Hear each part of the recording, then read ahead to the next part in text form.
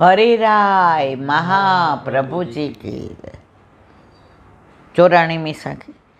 કૃષ્ણ દાસ નંદ દાસજુ સુરસુ પરમાનંદ કોંભન ચત્રભુજ દાસજુ ચિત્ત સ્વામી ગોવિંદ શ્રી વલ્લભ ચિત્ત સ્વામી ગોવિંદ.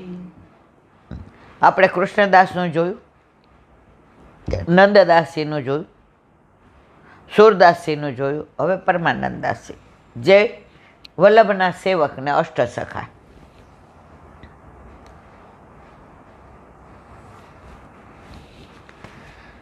આ બધાનું વિવરણ કર્યું છે, પણ જેના લગ્ન હોય એના ગીત ન ગાઈએ ને તો એ મજા ન આવે.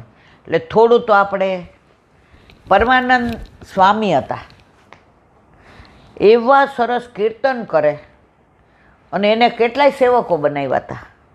એણે ગોવિંદ સ્વામીએ, સુર સ્વામીએ, પછી બધા દાસ બન્યા.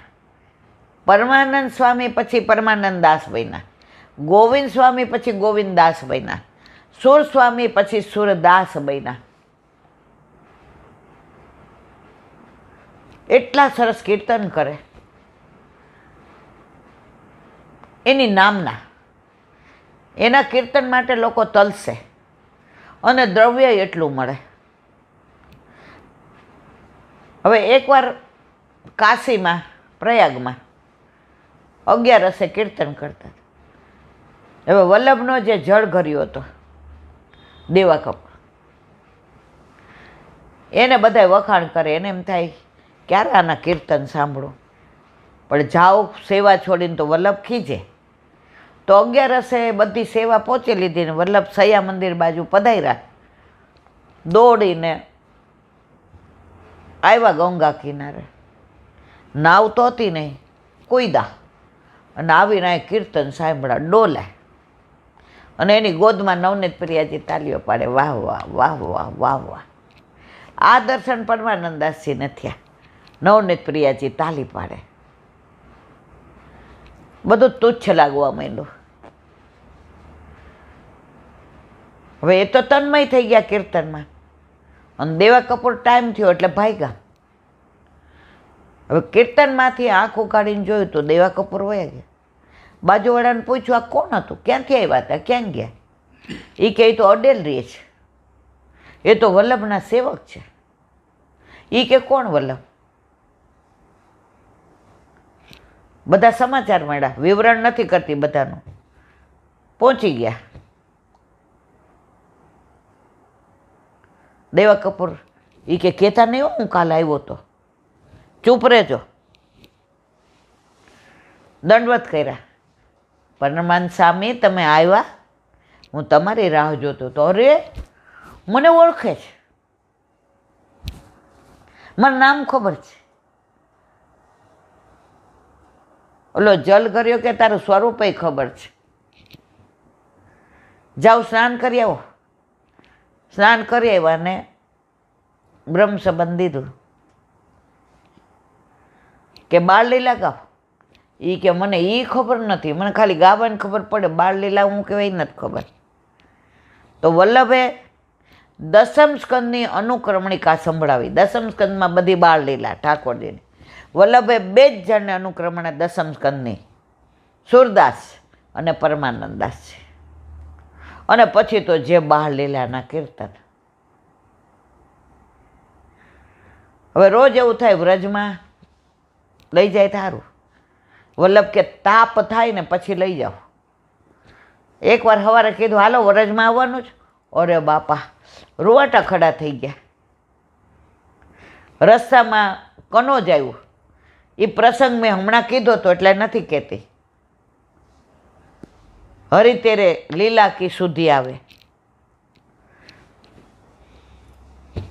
ગોકુળ આવ્યા, ગોવર્ધનનાથજીને મળ્યા અને ત્યાં કીર્તનની સેવા પરમાનંદદાસજીને સોંપીને બાળ લીલાના બધા કીર્તન. એટલા બધા કીર્તનો છે પરમાનંદદાસજીના એક વૈષ્ણવે મને મેસેજ કર્યો છે કે હમણાં જન્માષ્ટમી છે તો રોજ એક કીર્તનનો ભાવ ઉપરનો, ભલે અંદરનો ન કયો તો કાંઈ નહીં, એટલે કાલથી આપણે એકાદો નાનું કીર્તન લેશું જન્માષ્ટમી. મારે ઘણું કહેવું છે પણ ટાઈમ,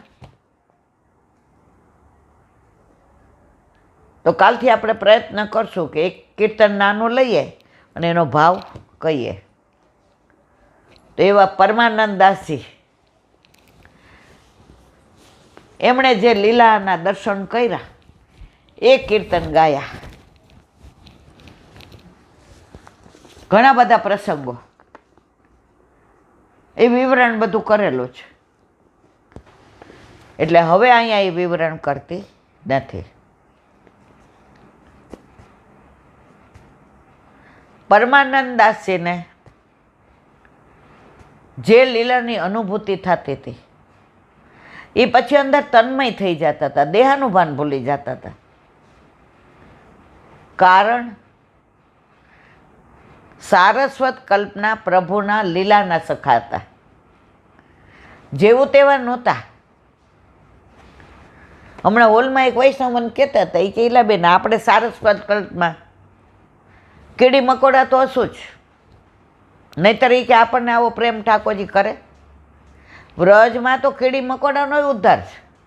અરે ઓલા કાગડાના નસીબ કેવા! વ્રજનો કાગડો રોજ જુએ કે આહા ઠાકોરજીનો અધરામૃત બધાને મળે, મન ન મળે.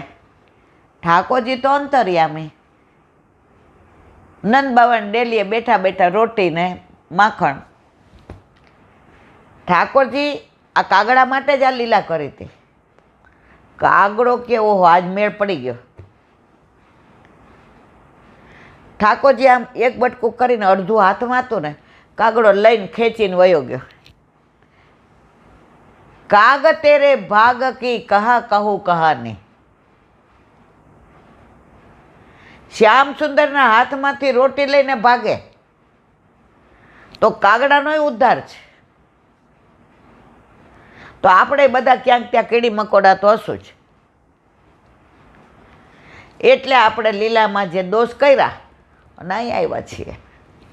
તો પરમાનંદ દાસજીના લીલાને વિરામ આપી કાલે આવશે કુંભનદાસ. બોલો વલ્લભાધીશ કી.